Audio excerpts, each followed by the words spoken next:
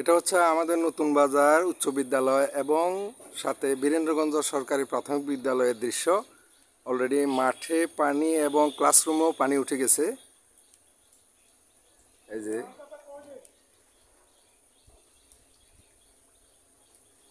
আমাদের সালামা সাহেব এখানে মাঠের উপরে মনে হয় মাছ ধরতেছে।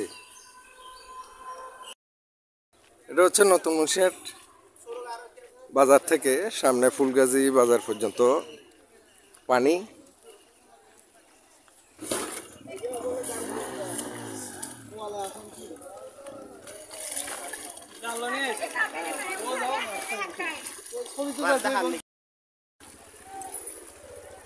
রাস্তার উপর দিয়ে পানি গড়াচ্ছে নতুন মুন্সিহাট বাজারের। এখান থেকে ব্রাক অফিস, পেট্রোল পাম্প এবং ফায়ার সার্ভিস অফিস এবং ফুলগাজী পর্যন্ত পানির এই দৃশ্য।